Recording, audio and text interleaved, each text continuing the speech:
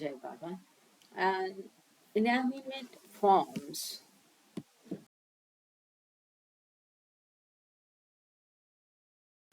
and inanimate forms Chaitanya manifests as infinitesimal awareness in animals as instinct, in humans as reason, and in realized ones as the inspiration of super consciousness.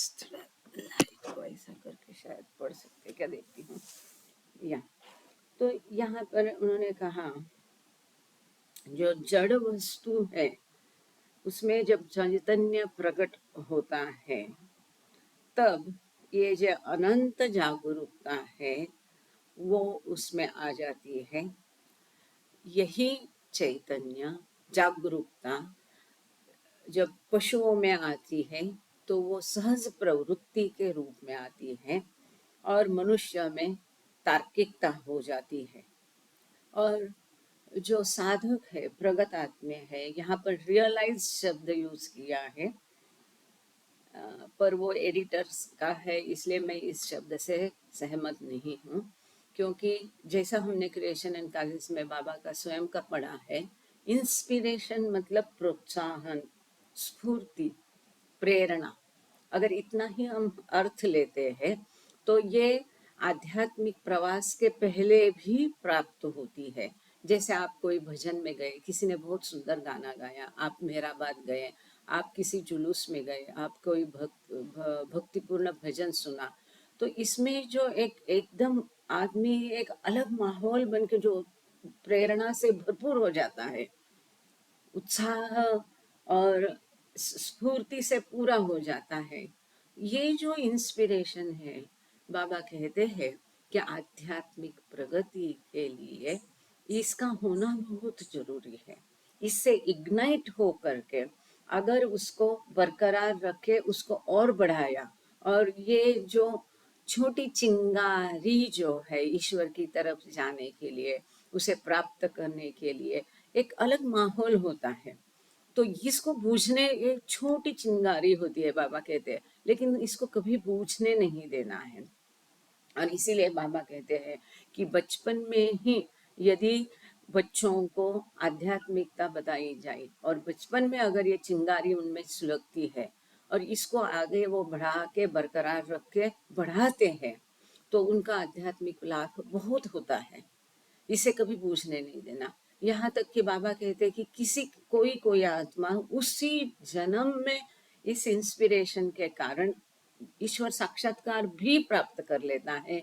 और वहां पर बाबा ने Saint ACC का उदाहरण दिया कि Saint ACC बचपन में ही ऐसे प्रेरित हो गए थे और इस प्रेरणा से उसी जीवन काल में सातों भूमिकाएं पार करके वो सद्गुरु बने। तो ये इंस्पिरेशन का बहुत सुंदर उदाहरण है सेंट एसिसी का। और जितना सुंदर एक्सप्लेनेशन बाबा ने क्रिएशन एंड कॉजेस में किया, और कहीं वो पढ़ने नहीं आया, वो जरूर शायद वो पन्ने फिर से डालने पड़ेंगे या हम पढ़ेंगे उसको। तो यहाँ पर कहते हैं कि सुपर कॉन्शियसनेस जो ईश्वर साक्षात्कार या आत्माएं हैं जिनकी उच्च अति उच्च सुप्रीम चेतना होती है, तो इनमें ये ईश्वरीय प्रेरणा होती है, ऐसा यहाँ पर एडिटर्स ने कहा है। अभी एक चार चंद लाइनें हैं एडिटर्स ने लिखी हुई है इस विषय में, तो वो पढ़ के फिर हम बाबा की बातें उनके शब्दों में पढ़ेंगे। क्योंकि हम किताब पढ़ रहे हैं तो एडिटर्स की कहीं कहीं बातें तो पढ़नी पड़ेंगी ही। एंड इनएनिमेट फॉर्म्स, अच्छा ये हो गया, यही 3 लाइनें एडिटर की थी। हाँ, थैंक गॉड। आगे हम विषय को, प्रकरण को शुरू करते हैं।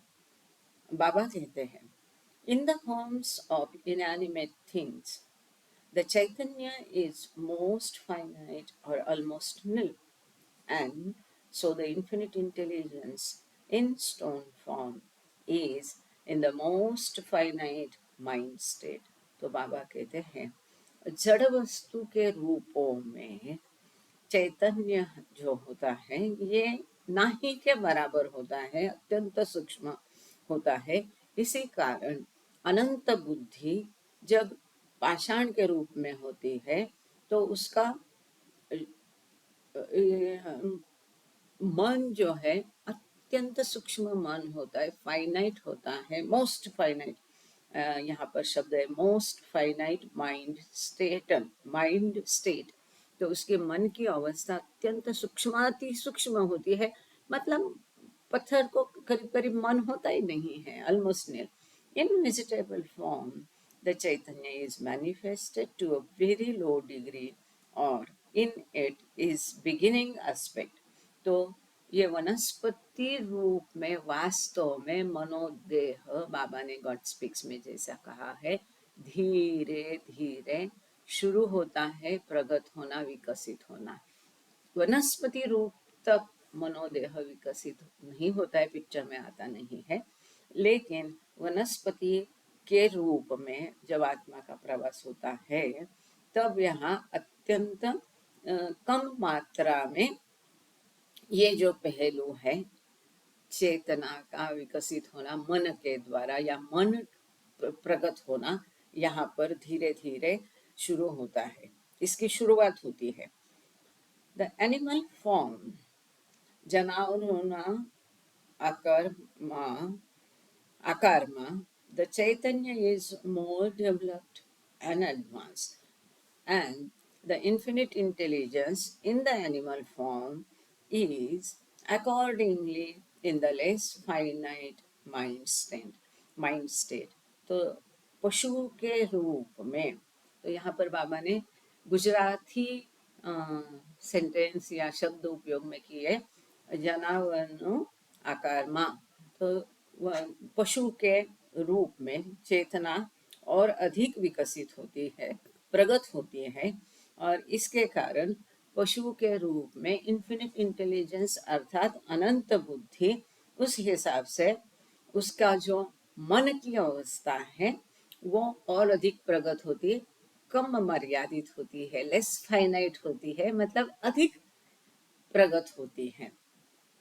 At this stage in its evolution, Chaitanya has become instinct। कम शब्दों में सुंदर बाबा ने ये लिखा है, इस स्तर पर, इस स्टेज पर, उत्क्रांति की इस स्थिति में, इस स्तर पर, इस अवस्था में चेतना ही इंस्टिंक्ट बनती है। This is very important to be noted, to be remember. मतलब इंस्टिंक्ट क्या है? चेतना है। कहाँ से तार्किक प्रवृत्ति किसी की आती, कहाँ से आता है? चेतना से आता है। अगर चेतना नहीं है तो तार्किक प्रवृत्ति आएगी नहीं, चेतना नहीं है सहज प्रवृत्ति आएगी नहीं, चेतना नहीं है तो इंस्पिरेशन आएगा नहीं। इसलिए बाबा यहाँ कहते हैं चेतना के विकास के, उत्क्रांति के इस स्तर पर चैतन्य जो है वही इंस्टिंक्ट बनता है, सहज प्रवृत्ति बनता है। इन द ह्यूमन, अब आपको सबको पता है सहज प्रवृत्ति क्या है, कि जैसे वो वनस्पति को पता करना पड़ता है कि मुझे पानी खाद कहाँ मिलेगा, उस हिसाब से उसकी जड़ टटोलती है, उस दिशा में जाती है। जैसे हम मराठी में उसको लाजाड़ू कहते हैं, एक वनस्पति है, उसको पत्ते को हाथ लगाने से वो मिट जाती है। जैसे सनफ्लावर है सूरज का, तो जैसे सूरज है, इस प्रकार से जो सब वनस्पति का है वो सहज प्रवृत्ति है, यहाँ पर शुरू होती है विकसित होना। In the human form, thinking is most developed, in fact, infinite. And so, Chaitanya in the human form can be said to be in the reason state। अब मनुष्य के रूप में चेतना पूरी विकसित है। वास्तव में बाबा कहते हैं अनंत चेतना मनुष्य के पास है, और इसी कारण इस पेज नंबर 32, इंदु दीदी पेज नंबर 32 है। और अगर कभी बताना भूल भी गए तो हमने जस्ट अभी स्टार्ट किया है, और हमारा लिंक में लिखा रहता है। यदि आप लिंक का शेड्यूल का पेज मैसेज देखेंगे ना, तो उसमें भी पेज नंबर दिया होता है। आजकल ये सुषमा जी की तरफ से बहुत अच्छी सूचना आई थी, तो हम उसका अनुपालन कर रहे हैं। साथ में जो रिकॉर्डिंग अपनी यूट्यूब में चढ़ती है उसमें भी इमीडिएटली हेडिंग में हम पेज नंबर देते हैं।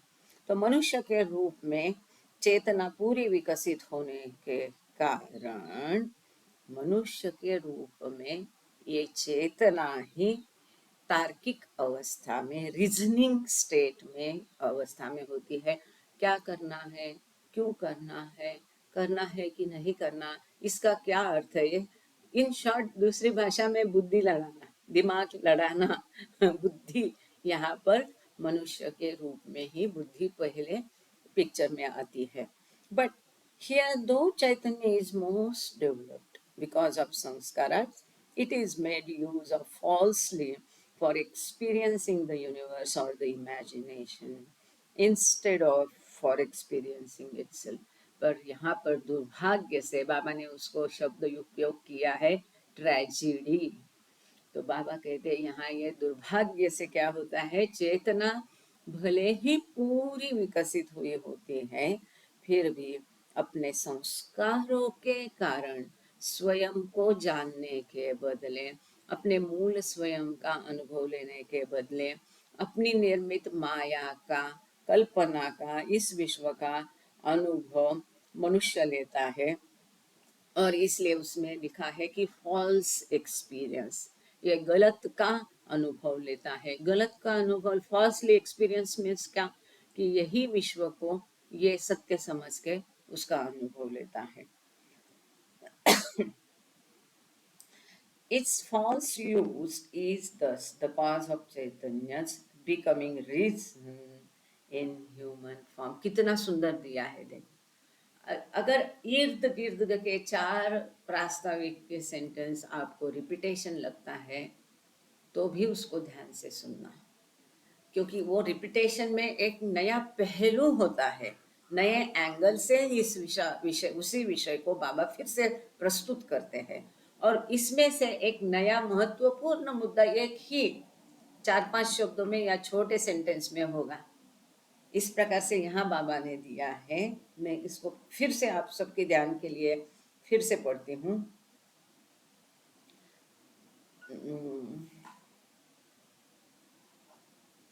हाँ, if only this infinite Chaitanya in the human form could be made use of really, that is, if Chaitanya could be made void of sanskaras and used for self-thinking instead of for thinking the imagination or universe, then it would be transferred into inspiration. और इसके पहले का ये जो sentence है, instead of, for example, its false use, this is very important, its false use is, this false use of the Chaitanya is thus the cause of Chaitanya's becoming reason.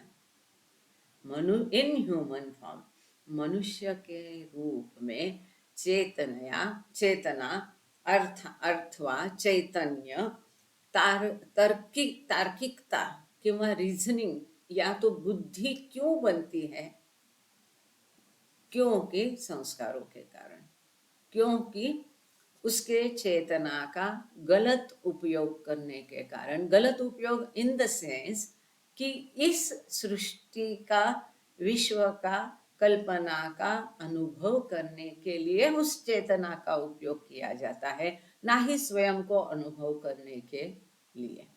और इसी कारण वही चेतना यहाँ मनुष्य रूप तक आत्मा ने प्रवास क्यों किया, क्योंकि ओहम का उत्तर सोहम चुनना है। अब सोहम होने के लिए, जैसे हमने पिछले सेशन में देखा, पिछले गुरुवार को, ईश्वर साक्षात्कार अर्थात इन्फिनिट इंटेलिजेंस अर्थात अनंत बुद्धि को स्वयं का साक्षात्कार करने के लिए, टू थिंक इटसेल्फ, स्वयं के बारे में सोचने के लिए, स्वयं का अनुभव करने के लिए 2 शर्तें जरूरी है। उसमें से एक है उसकी चेतना पूरी विकसित चाहिए और अहम पूरा जाना चाहिए।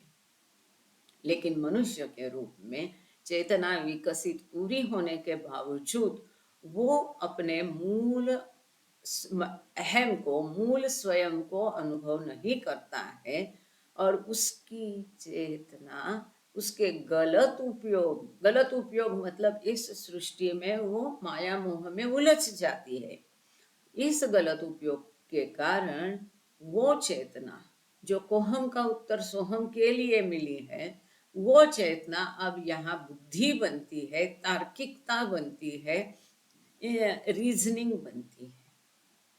समझ में आया? हाँ ना, कुछ तो जवाब चाहिए। सुन रहे? कोई जवाब नहीं मिलेगा तो मेरे समझ में नहीं आएगा कि आप लोग सुन रहे कि कोई भी वीडियो भी नहीं ओपन रखता, not a single video is open. तो मुझे समझ में नहीं आता है। देखो फटाफट किसको समझ में आया नहीं आया, सुन रहे नहीं सुन रहे, तो दो लोग निकल गए, गलती से भी गए हो गए, वो बात नहीं है। विकास गवाने तो बहुत सिंसियर व्यक्ति है। ये बात जो अभी कही है कि मनुष्य के रूप में चेतना रीजनिंग में तब्दील होती है, उसकी बुद्धि अब कार्य करना शुरू होती है। Voice is breaking, okay. ऐसा बताओ भाई, कुछ दिक्कत है तो बताइए। मैं पहले ही बोला कि अगर आवाज में कोई दिक्कत है तो मुझे बताइए, उसका अपन इंतजाम करके बैठे मेहर बाबा। क्योंकि यहाँ मुश्किल से तो ये मिला था पॉइंट, अगर ये भी ब्रेक हो रहा है थोड़ा सा इस प्रकार करते हैं, है ना। अब मुझे अभी सुषमा आई है, अभी बराबर हो जाएगा। वो बताती जाएगी। प्लीज मेरी रिक्वेस्ट है आप लोगों को, देखो आप उसकी तरफ से भी कुछ प्रत्युत्तर चाहिए, है ना। आपको अगर नहीं समझ में आया तो मुझे बताइए नहीं समझ में आया, ये वाला है ना परफेक्ट है, या ऐसा वाला है ये क्या बोल रही है, ऐसा कोई जो सिंबल क्या कहते हैं उसको, ये मोजी, उसका उपयोग करिए, तब मुझे आगे जाने में अपना समय बचेगा। आगे हम जल्दी जा सकते हैं, जल्दी इन द सेंस कि चल अभी आवाज ठीक है। अब थोड़ा सा जगह बदल लिया है इसका। ओके, थैंक यू बाबा। तो यहाँ पर चेतना के गलत उपयोग के कारण मनुष्य रूप में वही चेतना रीजनिंग बनती है, तार्किकता बनती है। वो चेतना जो कोहम का उत्तर सोहम पाने के लिए पूरी विकसित की गई थी, हो गई थी, अब उसका उपयोग स्वयं का अनुभव करने के बदले मनुष्य इस विश्व में, है ना, रमता जोगी इस विश्व में वो रम जाता है, इस विश्व के भूल भुलैया में भटक जाता है। इसके कारण वो अनंत बुद्धि ही रीजनिंग बनती है। यदि ये चेतना संस्कार विरहित की जाएगी तब Chaitanya could be made wide of use of thinking instead thinking of the imagination of the universe. यही चेतना मनुष्य के रूप में विश्व का अनुभव करने के बजाय स्वयं को अनुभव करने के लिए उपयोग में लाई जाएगी, तो ये रीजनिंग इंस्पिरेशन बन जाएगा, प्रोत्साहन बन जाएगा, स्फूर्ति बन जाएगी, प्रेरणा बन जाएगी और अंततः ईश्वरीय प्रेरणा बन जाएगी। Page number 33। अब हम पेज नंबर 33 पर चले हैं। इन समेशन, संक्षेप में, Chaitanya in its evolution form,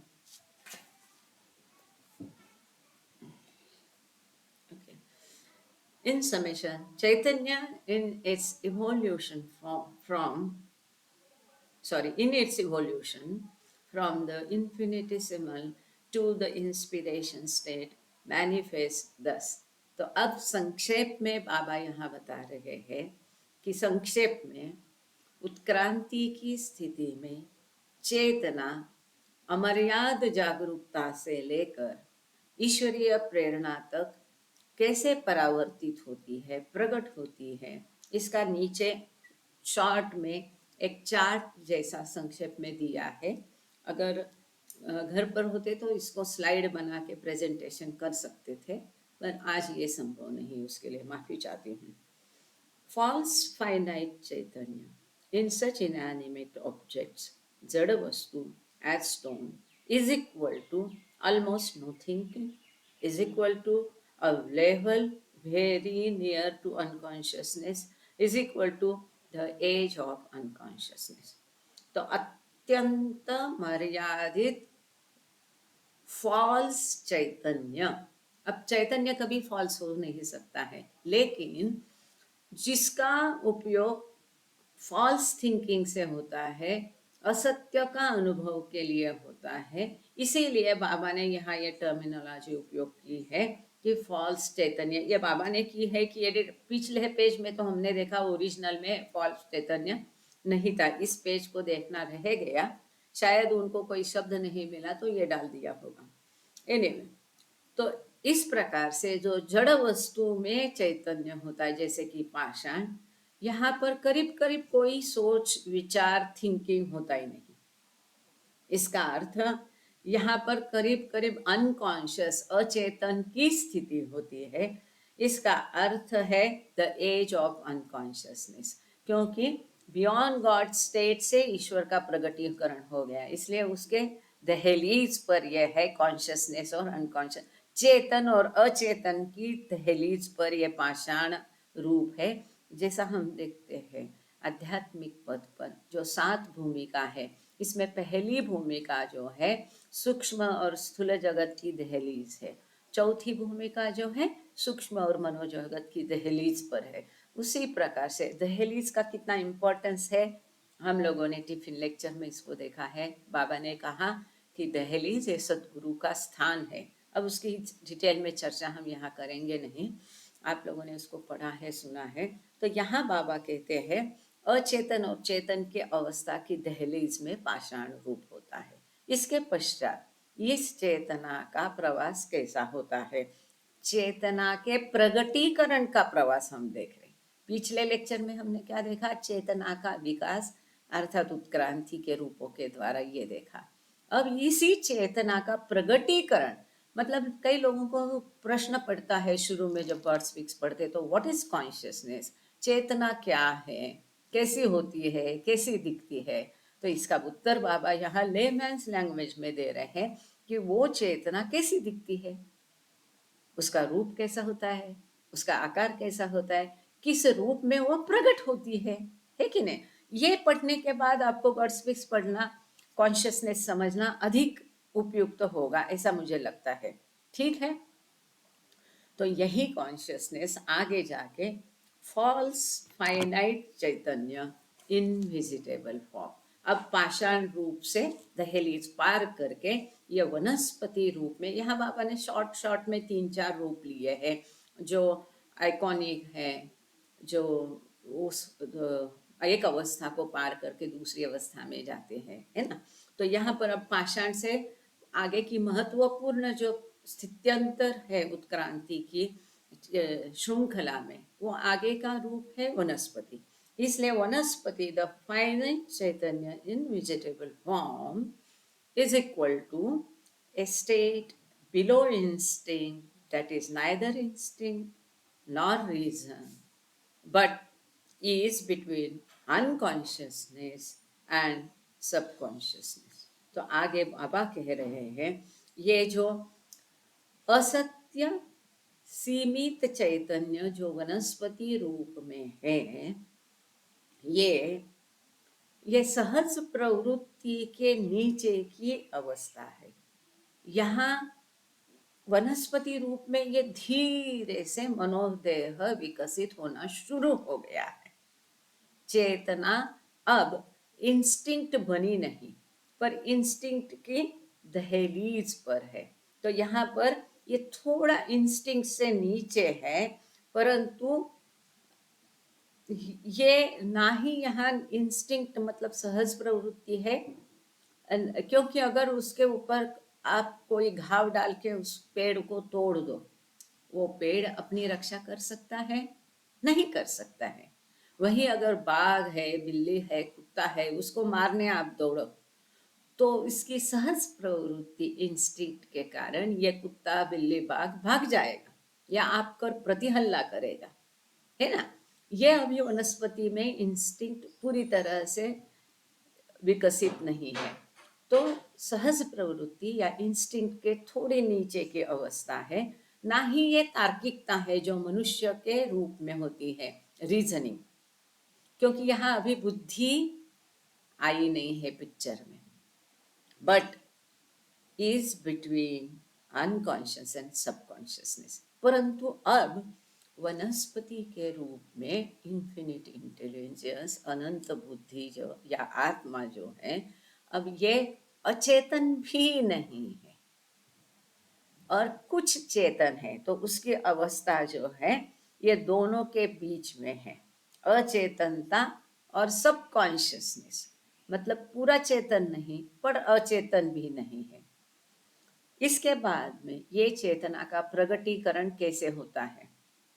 false तीसरी अवस्था, फॉल्स फाइनाइट चैतन्य in animal form is equal to instinct is equal to subconsciousness. यही चेतना अब आगे विकसित होके पशु के रूप में, ये भी असत्य सीमित चैतन्य है।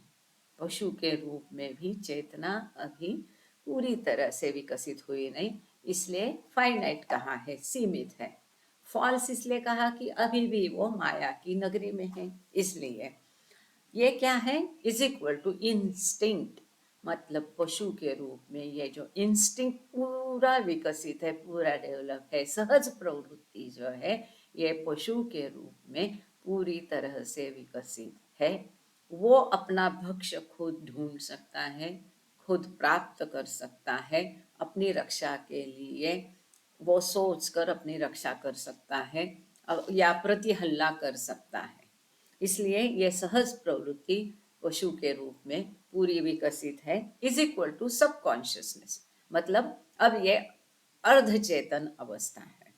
इसके बाद में चेतना का प्रगटीकरण का चौथा स्तर, false infinite Chaitanya in human form is equal to reason is equal to काल, false ego is equal to अक्ल, intellect is equal to full consciousness. अब यही चेतना प्रकट होते होते मनुष्य के रूप में अंततः आने के पश्चात अनंत चेतना बन गई। अभी तक बाबा ने क्या कहा था? फॉल्स फाइनाइट चैतन्य, ये शब्द था। अब बाबा ने क्या शब्द का उपयोग किया? फॉल्स इन्फिनिट चैतन्य। वो चेतना अभी पूरी अमर्याद हो गई। अभी भी फॉल्स क्यों? क्योंकि मनुष्य के रूप में आने के बाद भी स्वयं का अनुभव करने के बदले हम लोग इस माया नगरी में उलझ जाते हैं। असत्य का, विश्व का, ईश्वर की कल्पना का अनुभव करते, इसलिए उसको फॉल्स चैतन्य कहा है। तो यहाँ मनुष्य के रूप में ये पूरी विकसित चेतना जो अनंत हो गई है, यही रीजनिंग है। मतलब मनुष्य के रूप में पूरी विकसित जो चेतना है वही बुद्धि बन गई, अक्ल, इंटेलेक्ट, वही रीजनिंग है, क्यों, क्या, कैसा। लेकिन इसका भी महत्व बाबा ने डिस्कोर्सेस में दिया हुआ है। इसी अक्ल का, रीजनिंग का उद्देश्य है, इसी रीजनिंग का उपयोग करके मनुष्य को विवेक पूर्ण क्रिया करना है, ताकि अपने संस्कारों के जाल से वो बाहर आ सके और अधिक संस्कार नहीं करना है, विरुद्ध कर्म करना है, विवेक पूर्ण क्रिया करना है। ये अगर वहाँ वो करेगा तो वो ईश्वर साक्षात्कार की तरफ और आगे अग्रसर होगा। इसीलिए मनुष्य के रूप में कोई भी चीज अध्यात्म या इस सृष्टि में फालतू अनावश्यक नहीं है। हर स्तर का, हर स्टेज का, हर लेवल का महत्व है। ठीक इसी प्रकार से ये चेतना जो अक्ल में तब्दील होती है, रीजनिंग में, तार्किकता में, वही तार्किकता है या वही काल है, मतलब गलत ईगो, अहंकार है, वही अक्ल है, मतलब बुद्धि है। यही फुल कॉन्शियसनेस है, यही चेतना अब पूरी चेतन है। यही चेतना का ये चौथा स्तर प्रगटीकरण का हमने देखा। इसी चेतना का पांचवा स्तर जो है प्रगटीकरण का, आगे जाके वो कैसा विकसित होता है ये अब हम देखेंगे। Real infinite Chaitanya of the Satpurush is equal to inspiration, is equal to hal, spiritual ecstasy is equal to ishq, is into bracket divine love, is equal to super consciousness. अब ये जो चेतना का प्रगटीकरण विविध रूप लेकर के शुरू से अब यहाँ पर आ गया है, इसका अब ये अंतिम स्तर है। इस चेतना का प्रगटीकरण का रूपों के माध्यम से, रूपों में प्रगटीकरण का, इस चेतना का ये अंतिम महत्वपूर्ण पड़ाव है। यहाँ पर ये चेतना real infinite Chaitanya of the Satpurush, जो साधक है, ईश्वर साक्षात्कारी व्यक्ति है, इनमें जो अनंत चैतन्य है वो सत्य चैतन्य है, वास्तविक है। इसका अर्थ वही इंस्पिरेशन है, ईश्वरीय प्रेरणा है, वही हाल है, मतलब आध्यात्मिक उत्थान की अति भाव विभोर होने की अवस्था है, इज इक्वल टू इश्क है। वहीं पर ये प्रेम है, दैवी प्रेम है, डिवाइन लव है, is equal to super consciousness, मतलब अति प्रगत चेतना चैतन्य। तो यहाँ एक ही ये जो लास्ट में इस किताब में, ये थोड़ी सी हम किताब में नहीं करेंगे, ओरिजिनल हम देखना रह गया, थोड़ी सी गड़बड़ी है कि जो इंस्पिरेशन बाबा ने क्रिएशन एंड कॉजेज में स्पष्ट किया है, ये साधक की, व्यक्ति की, आत्मा की आध्यात्मिक पथ पर प्रवेश करने के समय की, करने की पूर्व स्थिति है, जो किसी, जैसे हमने कहा कि सदगुरु का दर्शन करके, अवतार का दर्शन करके, उसकी भेंट से, उसके गिफ्ट प्राप्त होने के पश्चात, कोई अच्छा भजन सुनने के पश्चात, कोई अच्छा भाषण सुनने के पश्चात, जैसे गणपति वगैरह आप देखते हैं, वो ढोल वगैरह एक माहौल रहता है, वहाँ लोग अपने आप को भूल कर, दिस इज इम्पोर्टेंट, कि स्वयं को भूल कर एक सुंदर भावावेश में जब लोग आते हैं, तो ये बाबा कहते हैं स्फूर्ति स्थान होता है, ये प्रेरणा होती है, ये इंस्पिरेशन होता है। और ये जो चिंगारी वहाँ पर सुलग गई है, इसको कभी बूझने नहीं देना चाहिए, क्योंकि यदि ये चिंगारी को सुलगते रखेंगे तो एक ही जीवन काल में आत्मा ईश्वर साक्षात्कार प्राप्त कर लेता है। यहाँ पर जो ईश्वर साक्षात्कारिक व्यक्ति को, और ये सब एक ही इसमें डाला है, शायद आगे बाबा इसका और अधिक स्पष्टीकरण करेंगे। आगे का पैराग्राफ है, so instinct, reason and inspiration are the three instruments or thinking states with which infinite intelligence realizes, that is, thinks, understands, feels, experiences either the universe or itself. तो इसमें बाबा आगे लिखते हैं, इस प्रकार से ये चेतना का प्रगटीकरण पाषाण रूप के पश्चात, वनस्पति रूप के पश्चात, पशु रूप में जो सहज प्रवृत्ति के रूप में प्रकट हो गया था, वही मनुष्य के रूप में तार्किकता, अक्ल, बुद्धि, रीजनिंग बनता है। और यही इंस्पिरेशन या अंतस्फूर्ति, प्रेरणा और ईश्वरी प्रेरणा, तीनों के लिए आवाज नहीं आ रही है, बाकी लोगों को आवाज आ रही है। ये बहुत प्रॉब्लम है मेरा वर्ड में, बाकी लोगों को आवाज आ रही? हाँ, वो जाता आता रहता है ना थोड़ा, पता नहीं, एक्चुअली वो देख के, चलो मैं थोड़ा सा और हिलती हूँ एक तरफ में, एक मिनट। हाँ,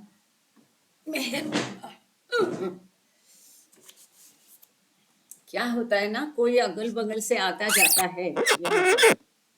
हाँ, अभी सारी काड़ी पूरी आ गई, रेंज पूरी आ गई। मेहर बाबा।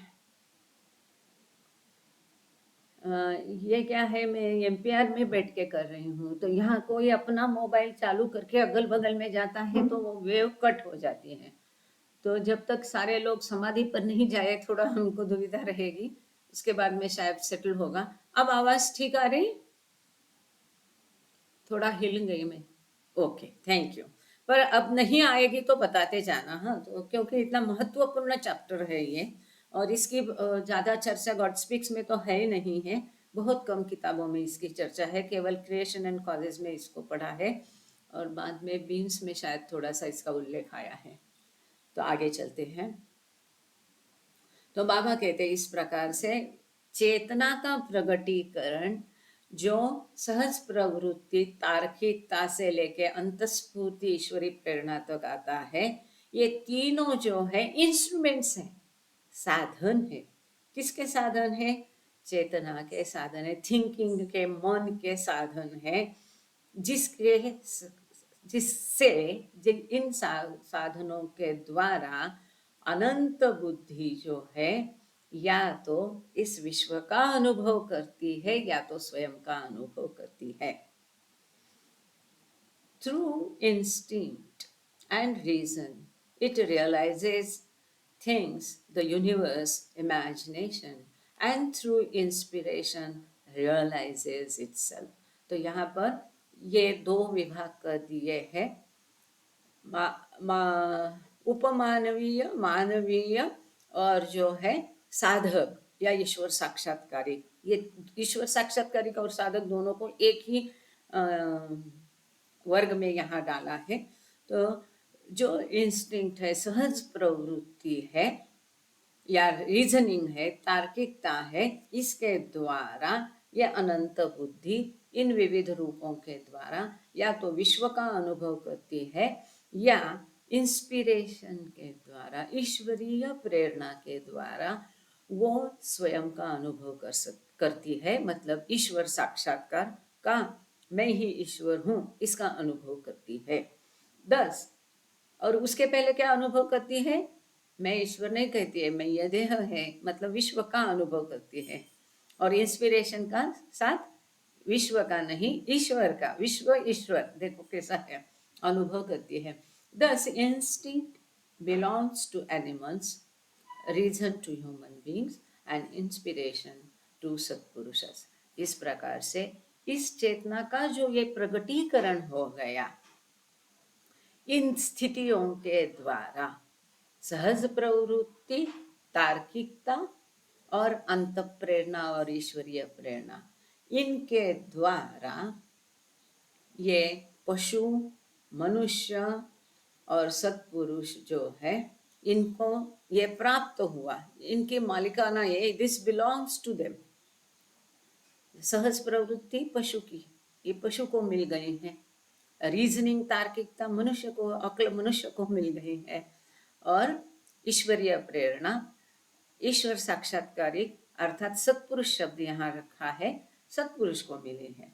आगे बाबा कहते हैं द सेम इंस्टिंक्ट और less developed Chaitanya which prevails in the animal forms when more developed. This is very very important. यदि किसी को पहले नहीं समझा, अब ध्यान से सुनना, यहाँ पर पूरा क्लियर हो जाएगा, या जो देर से जुड़े हैं उनके लिए शायद बाबा ने ये रिपीट किया है, पर ये प्यारा, पूरा ही प्यारा सुंदर है, बहुत महत्वपूर्ण है। The same instinct or less developed chaitanya which prevails in the animal forms when more developed becomes reason when the human form is attained, and this same reason which is infinite thinking or most developed thinking in the false state when in the real thinking state becomes inspiration. ये कोई अलग आता है, तो पशु में instinct है और मनुष्य में अक्ल अलग नहीं है। जो पशु में इंस्टिंक्ट था, सहज प्रवृत्ति था, वही अब मनुष्य में तार्किकता बनता है। इसीलिए यहाँ दूसरा मुद्दा बाबा ने लिया है, ये हमको बाबा बता रहे, जता रहे हैं, वही जो सेम इंस्टिंक्ट, वही सहज प्रवृत्ति जो पशु रूप में चेतना की कम विकसित रूप था, अब मनुष्य के रूप में अधिक विकसित होकर के तार्किकता बनता है। और वही इंस्टिंक्ट सहज प्रवृत्ति है जो मनुष्य में रीजनिंग बनी, तार्किकता बनी, वही अब अनंत चेतना या पूरी विकसित थिंकिंग स्टेट, मतलब चेतना की फॉल्स स्टेट, असत्य अवस्था में जो रहती है, वो जब आध्यात्मिक पथ पर जाकर सातों भूमिका से गुजर के स्वयं का अनुभव करेगा, तो अब वो रियल थिंकिंग, सत्य का अनुभव, सत्य चेतना होगा। अब वो जब असत्य का अनुभव करके करना छोड़ देगा, जिसको बाबा ने हमारे लिए आसान भाषा में आगे कहा है, दुनियादारी की तरफ पीठ करके ईश्वर की तरफ मुख करेगा, तो वो बनेगा इंस्पिरेशन, अर्थात ईश्वरीय प्रेरणा। Thus, reason is the fulfillment of instinct. इस प्रकार से ये मनुष्य में जो तार्किकता है या अक्ल है, ये सहज प्रवृत्ति का परिपूर्ण रूप हो गया, फुलफिल हो गया है, विकसन पूरा विकास हो गया। And inspiration is the fulfilment of reason, तार्किकता का फुलफिलमेंट हो गया अंत प्रेरणा, ईश्वरी प्रेरणा। All three of these instinct, reason, and inspiration, that is, the false finite, false infinite, and real infinite states, are nothing but aspects of the same thinking of the infinite intelligence. तो इस प्रकार से अंत में बाबा ने ये कहे दिया है कि चेतना के प्रकटीकरण की तीनों जो अवस्थाएं है, सहज प्रवृत्ति, तार्किकता या अक्ल या बुद्धि, और अंत प्रेरणा या ईश्वरीय प्रेरणा, जो कि अत्यंत सीमित और अनंत अमर्याद, असत्य से असत्य अमर्याद और सत्य अमर्याद, ऐसी अवस्था से कुछ भी नहीं है, परंतु वही अनंत बुद्धि की थिंकिंग है, उसी अनंत बुद्धि की चेतना इस प्रकार से सीमित और अधिक विकसित और पूरी विकसित, अमर्याद विकसित तरीके से ये सहज प्रवृत्ति, तार्किकता, अक्ल या अंत प्रेरणा या ईश्वरीय प्रेरणा बनती है। ये दूसरा कुछ भी नहीं है। वही इंस्टिंक्ट, सहज प्रवृत्ति तब्दील होती है रीजनिंग में, तार्किकता में। वही तार्किकता तब्दील होती है इंस्पिरेशन में, अंत प्रेरणा में, ईश्वरीय प्रेरणा में। नया कुछ आता नहीं है, जो है वही पुराना ही है, वही विकसित होकर के इस प्रकार से प्रकट होता है। Page number 34। Facts which reason cannot realize are brought into experience by inspiration. Thus, a poet has said, आगे बहुत सुंदर दिया है बाबा ने। यहाँ पर बाबा कहते हैं कि जो सत्य या वस्तु स्थिति जो अनुभव से या जो सत्य है, मतलब ईश्वर है, जो अक्ल से समझा नहीं जाता है, परंतु केवल अनुभव करना होता है। ईश्वर को अक्ल से, बुद्धि से हम समझ नहीं सकते, मतलब रीजनिंग। रीजनिंग कहाँ आता है? मनुष्य में। वो यूजलेस क्यों है? क्योंकि वो फॉल्स थिंकिंग है, असत्य सोच है, मतलब असत्य का अनुभव, मतलब विश्व का, माया का, यूनिवर्स का अनुभव है। उससे ईश्वर नहीं समझेगा, उससे ईश्वर का अनुभव नहीं होगा। वो अनुभव करने से ही ईश्वर अनुभव होगा। तो इसको मतलब इंस्पिरेशन से, अंत प्रेरणा, ईश्वरीय प्रेरणा, जो आग सुलग जाती है, ये दैवीय आग जो है, इसी से ईश्वर को हम अनुभव कर सकते हैं। Those who love God will become God. ऐसा एक बाबा का ये सुंदर है कि जो ईश्वर से प्रेम करता है वह स्वयं ईश्वर बन जाएगा। इतनी वो प्रेम की अग्नि जो है, ये प्रेम की अग्नि इस इंस्पिरेशन के द्वारा बनती है, उसको बूझने नहीं देना। तो एक कवि का बाबा ने यहाँ ये दिया है,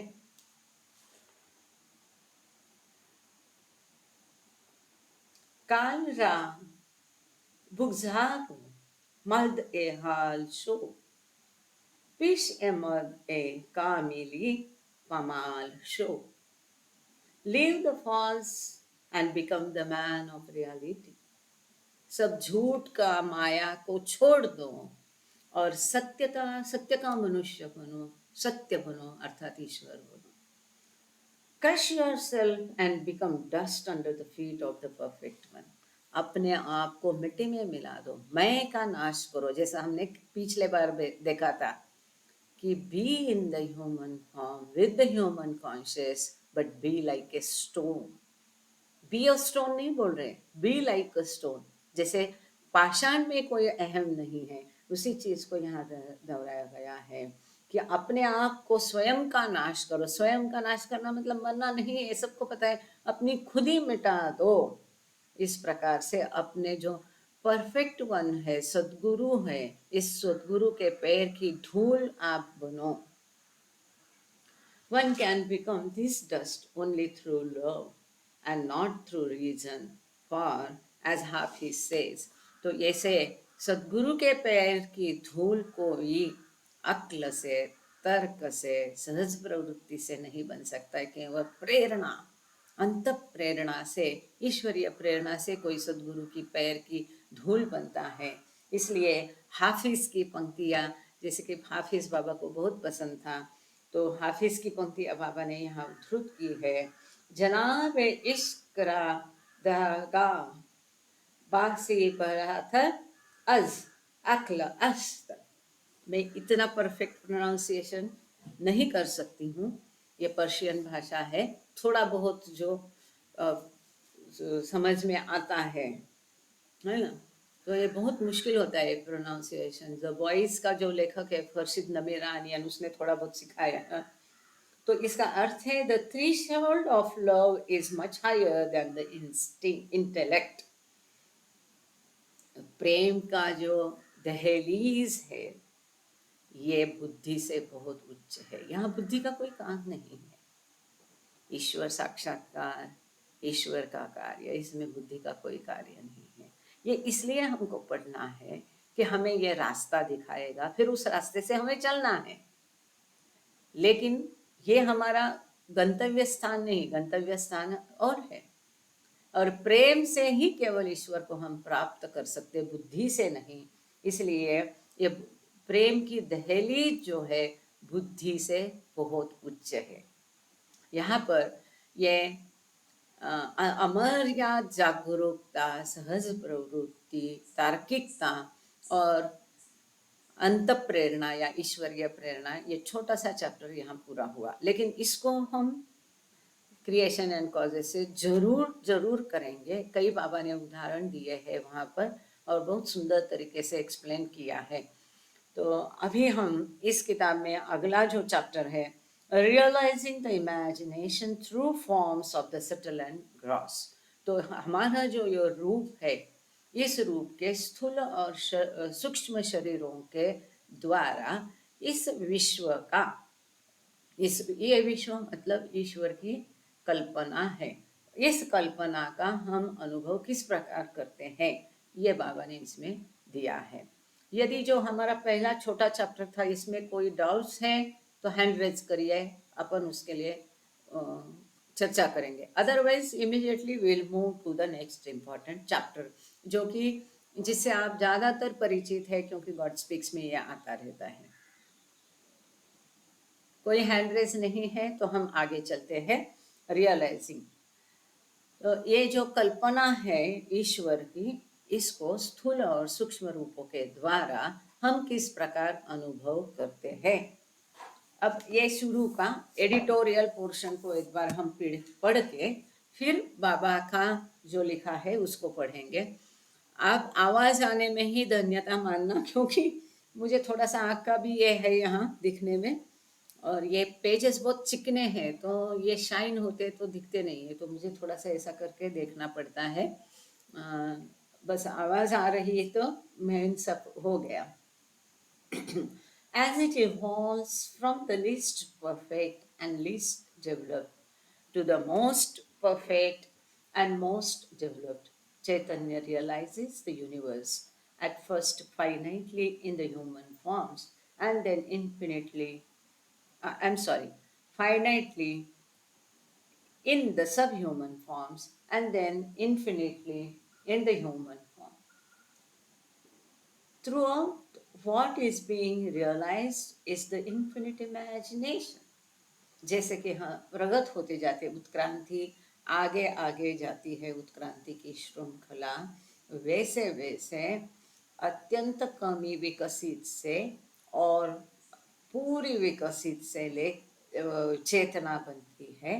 इसका अर्थ ये है कि ये चैतन्य विश्व को शुरू में अत्यंत सीमित मात्रा में, शुरू में मतलब उपमानव योनि में मनुष्य के रूपों के पहले रूपों में अत्यंत सीमित मात्रा में इस विश्व को अर्थात ईश्वर की कल्पना को अनुभव करता है और अंततः अनंतता में अनुभव करता है, जैसे कि मनुष्य के रूप में। ये जो पूरी यात्रा है उत्क्रांति के, इसमें किसका अनुभव होता है? कौन अनुभव करता है? और कोई नहीं है, वही ईश्वर अनुभव करता है हमारे आपके रूपों से। वही अनंत बुद्धि अनुभव करती है इन्फिनिट इमेजिनेशन का, अनंतता का, अनंत कल्पना का, ईश्वर के द्वारा निर्मित इस कल्पना का मतलब इस विश्व का अनुभव करते हैं।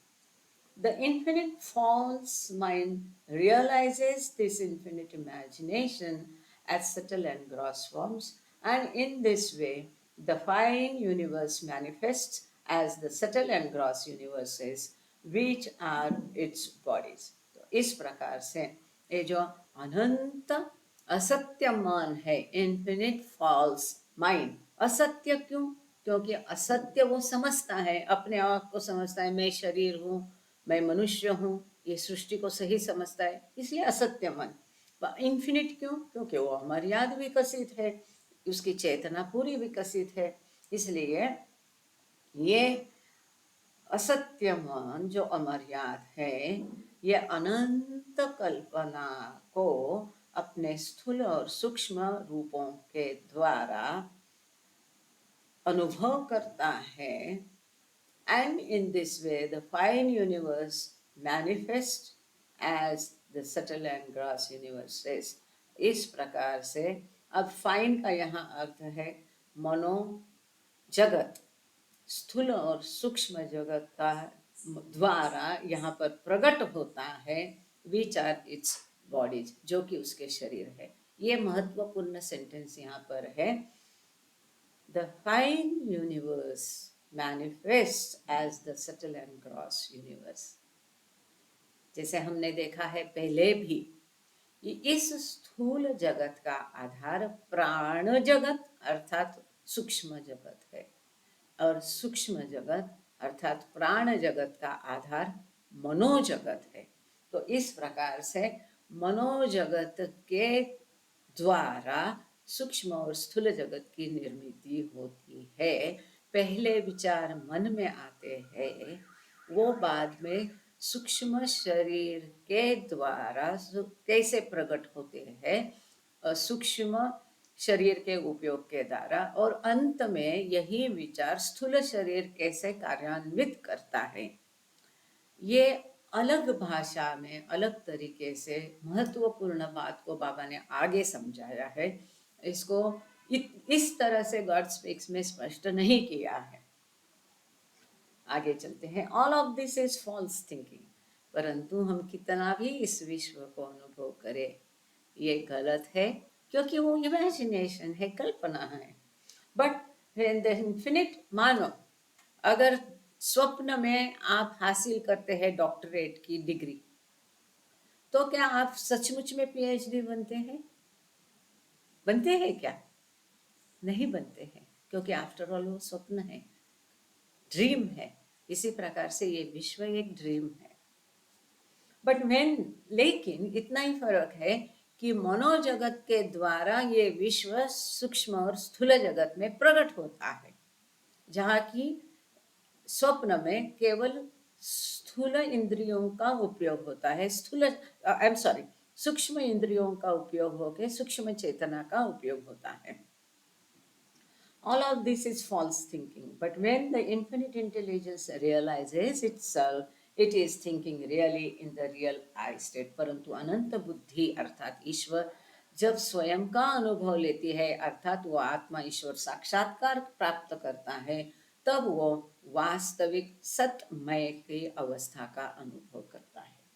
तो यहाँ पर 3 फुटनोट भी है, तो यहाँ पर हम इन फुटनोट को फिलहाल छोड़ देंगे क्योंकि ये पर्शियन कपलेट उनको मिली नहीं वगैरह वगैरह है, और ये इतना छोटा है फॉन्ट, अनफॉर्चुनेटली दूसरा चश्मा नहीं है, और पेज भी बहुत शाइन होता है। यदि कोई सोचता है कि ये महत्वपूर्ण है, तो कृपा करके अपनी किताब से वो स्वयं सबके लिए पढ़े।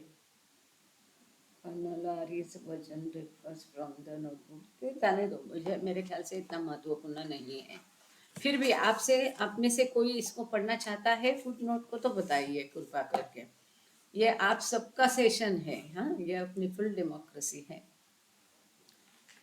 केवल सहूलियत के कारण कोई एक पढ़ता है, बाकी कुछ नहीं है। अगर आगे आके कोई पढ़ के इसको समझाना भी चाहता है तो मोस्ट वेलकम। और अगर इसको आप समझते हैं कि हिंदी में अच्छा समझा जाता है, तो हिंदी के पेजेस पढ़ेंगे। Page number 35। The false Chaitanya, that is, false mind or Jeev, has 2 bodies, the subtle and the gross, Sukshma and Sthul, through which to realize or think the subtle and gross universe or imagination. अब यहाँ एक महत्वपूर्ण बात को हमें ध्यान देना पड़ेगा। जैसे कि मैंने पहले भी बताया कि हम सब बाबा की यूनिवर्सिटी के स्नातक है ना, सबने डिग्री हासिल की है। तो जैसे गॉड स्पीक्स में स्थूल शरीर, स्थूल जगत, मनोशरीर, मनोजगत, सॉरी, सूक्ष्म शरीर, सूक्ष्म जगत, मनोशरीर, मनोजगत है। तो यहाँ पर इन्फिनिट इंटेलिजेंस में बाबा ने मनोजगत और मनो शरीर के बारे में बहुत कम भाष्य की है। कई बार सूक्ष्म में ही बाबा ने उसको, मनो को इंक्लूड किया है। तो इसलिए थोड़ा कहीं कहीं आपको ये हो सकता है। महत्वपूर्ण इसमें क्या है? द फॉल्स चैतन्य, चेतना कभी गलत नहीं होती है, लेकिन इसीलिए शायद इनटू ब्रैकेट ये भी लिखा है, दैट इज फॉल्स माइंड और जीव, कि जो उसका मन है, इसके लिए यहाँ पर ये लिखा हुआ है, has 2 bodies, the subtle and the gross। सबको ये पता है कि इसके 2 शरीर है, स्थूल शरीर, सूक्ष्म शरीर, और इसके द्वारा वो स्थूल और सूक्ष्म जगत का अनुभव लेता है। लेकिन यहाँ बाबा ने जगत शब्द भी नहीं उपयोग किया, स्थूल और सूक्ष्म कल्पना का अनुभव करता है। Now the infinite thinking's production or creation is the infinite subtle and gross imagination, that is the subtle and gross universe। हम बिल्कुल नहीं कह सकते कि मनोजगत या मनो का बाबा ने उल्लेख नहीं किया। ये जो थिंकिंग है, यही मनोदेह, मनोजगत, मन है। इसलिए this is very important sentence, ये वाक्य बहुत महत्वपूर्ण है। Now the infinite thinking's production, अनंत सोच, अनंत मन की निर्मिति, ये अनंत स्थूल और सूक्ष्म कल्पना है, अर्थात अनंत और स्थूल जगत है। Is this clear, acceptable? The infinite false I into bracket, और आप लोग कुछ भी नहीं कह रहे हैं, मंजूर है उसको भी नहीं कह रहे हैं, मंजूर नहीं है उसको भी नहीं कह रहे, ना ऐसा कह रहे ना वैसा कह रहे हैं। तो मेरी समझ में आना मुश्किल हो रहा है कि आवाज नहीं आ रही क्या है। Anyway, thank you. The infinite false I और the infinite false mind in the human form then experiences or realizes infinitely this subtle imagination, that is universe, through subtle thinking, that is through most perfect subtle body, सूक्ष्म शरीर।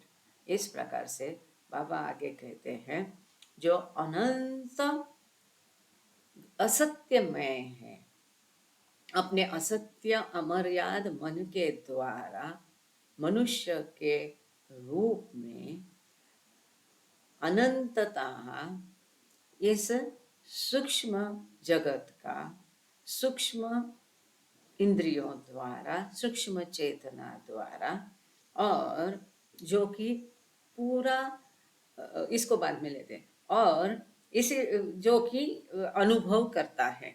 कौन सा सूक्ष्म शरीर, सूक्ष्म देह, जो कि मोस्ट परफेक्ट है, मनुष्य के रूप में सूक्ष्म शरीर का पूरा विकास हुआ है। अब इस सेंटेंस को हम फिर से इसलिए लेते हैं, the infinite false I into bracket infinite false mind, मतलब अपने मनोदेह के द्वारा मनुष्य पहले अनुभव करता है। उसके मन में पहले विचार आता है, फिर वो सूक्ष्म देह और सूक्ष्म इंद्रियों द्वारा सूक्ष्म जगत का और स्थूल इंद्रियों द्वारा स्थूल का अनुभव करता है। Similarly it experience or realizes infinitely this gross imagination universe through gross thinking। इसी प्रकार से इस स्थूल शरीर विश्व का अर्थात कल्पना का अनुभव वो अपने स्थूल विचारों के द्वारा, स्थूल चेतना के द्वारा, स्थूल इंद्रियों के द्वारा अनुभव करता है। That is through the most perfect gross body। अब मनुष्य के रूप में उसका शरीर भी एकदम अत्यंत पूरा विकसित परफेक्ट है, जो कि पूरी तरह से स्थूल विश्व का अच्छे से अनुभव कर सकता है। However, इसका अर्थ क्या है? जैसे रूप है उसके अनुरूप अनुभव होता है कि नहीं? इसका स्थूल का अनुभव लेना हो या सूक्ष्म का अनुभव लेना हो, प्री रिक्विजिट क्या है? थिंकिंग, चेतना, मन, विचार, मनोदेह, ये प्री रिक्विजिट है। ये होगा तभी आगे का होगा। इसलिए बाबा ने इसमें मनोजगत का उल्लेख नहीं किया, मनोदेह का उल्लेख नहीं किया, ये कहना गलत होगा। उसका उल्लेख किया है अलग भाषा में, अलग शब्दों में। Is it acceptable to you all?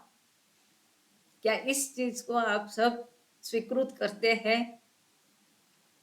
Okay, thank you, good. However, on the subhuman levels, the false I or false mind, which here is finite, realizes the finite imagination, universe finitely through subtle and gross forms appropriate to the level of development of its chaitanya। लेकिन उपमानवीय योनि में मनुष्य के नीचे के रूपों में इसे, ये जो असत्यमय है, असत्य मन है, इसी मन के द्वारा निर्मित जो सीमितता से, इस सीमित कल्पना का विश्व का अनुभव सीमितता से लेते हैं, अपने अपने स्तर पर, अपने अपने विकास के हिसाब से स्थूल और सूक्ष्म रूपों के, स्थूल और सूक्ष्म शरीरों के द्वारा इस विश्व का अनुभव लेते हैं। मतलब अपनी अपनी क्षमता के अनुसार उपमानवीय रूप इस विश्व का स्थूल और सूक्ष्म का अनुभव लेते हैं। Appropriate to the development of its Chaitanya, जितनी चेतना का उनके विकास हो गया है, उस चेतना के विकास के अनुरूप वो अनुभव कर सकते हैं।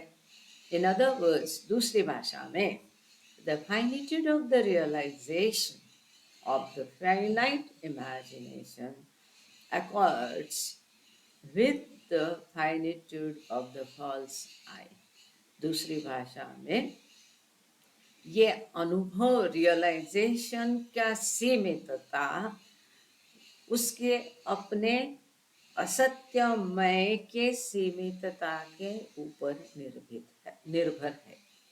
मतलब यहाँ जितना उसके चेतना का विकास हुआ है, जितना उसके रूप का विकास हुआ है, उतने ही हिसाब से, उतने ही अनुपात में वो इस विश्व का अनुभव करेगा। यहाँ हर जगह बाबा ने फाइनाइट इमेजिनेशन ये शब्द यूज किया है।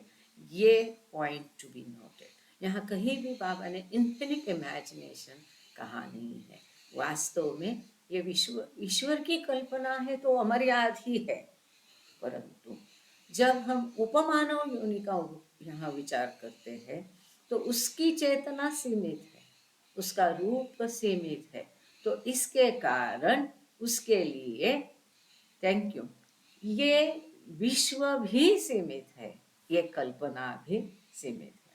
बट इन इनएनिमेट ऑब्जेक्ट्स, जड़ वस्तु, where the most finite false I or mind exists in the almost no mind state, that most finite false I experience of the imagination is almost nil, and at the same time its subtle and gross form is most developed and most imperfect.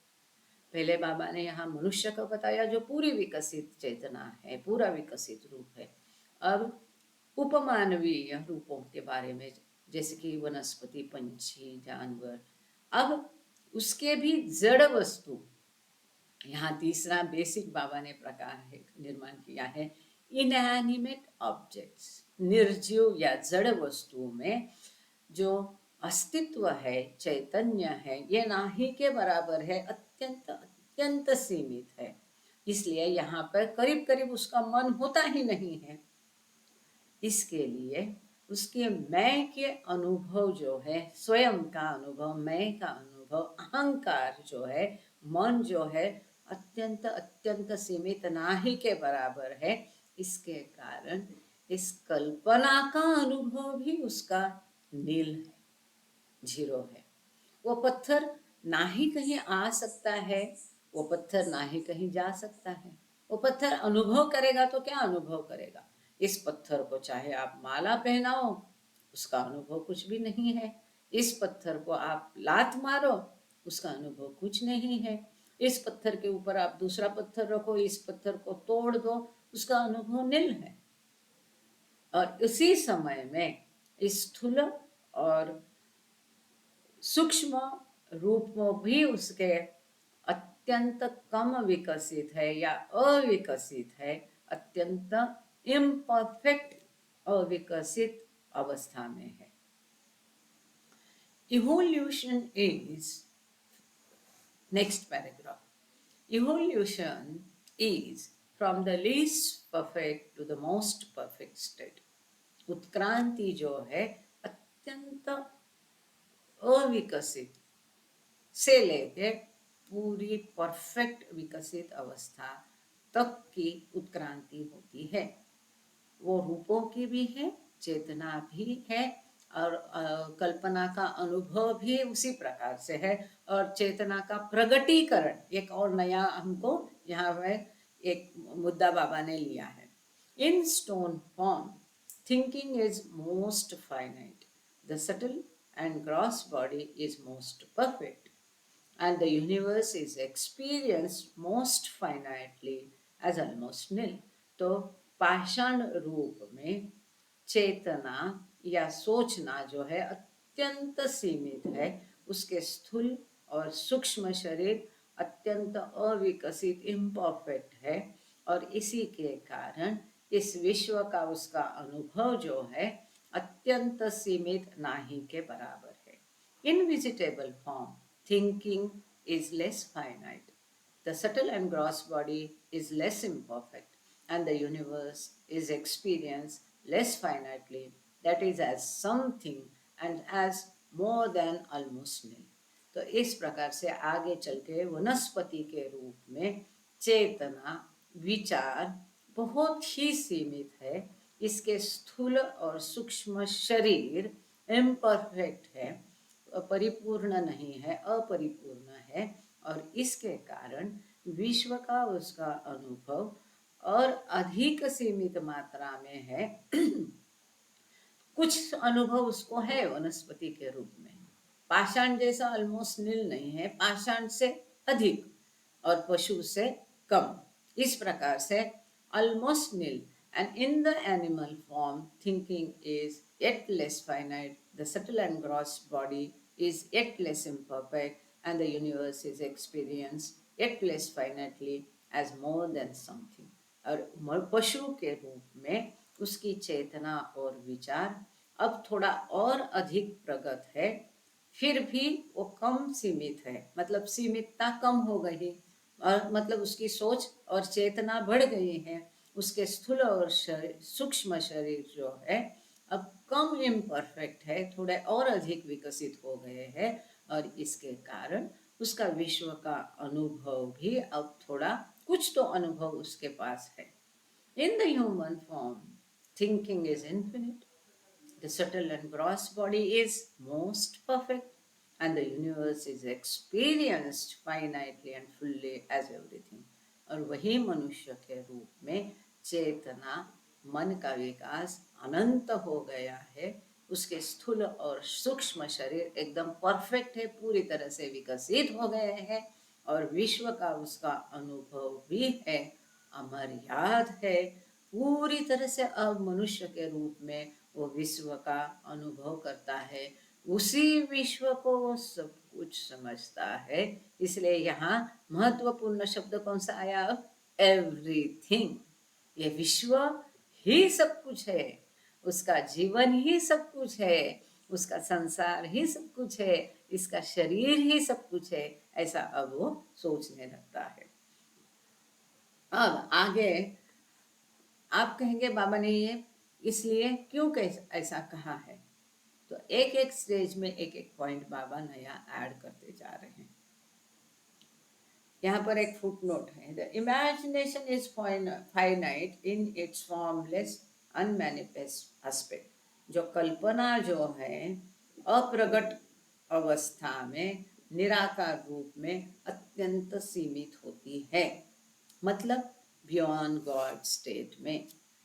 But when it manifests, it does so as the infinite subtle and gross universes. लेकिन जब ये कल्पना प्रकट होती है, हलचल होती है, लहर उठती है, जब उसका प्रगटीकरण होता है, तो ये अनंत स्थूल और सूक्ष्म जगत का निर्मित करती है।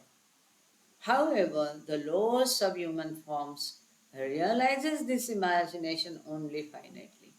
तो कल्पना ईश्वर की अनंत है, परंतु सब ह्यूमन उपमानवीय योनि में उसको सीमित रूप में उसकी चेतना सीमित है, रूप सीमित है, तो उस अमर्याद विश्व का अनुभव वो सीमित मात्रा में करता है, इसलिए यहाँ सीमित शब्द का उपयोग किया है, यह हमने कर लिया था। आगे चलते हैं, last paragraph on page number 35। Resuming again with the stone form or the Zada Vastu state.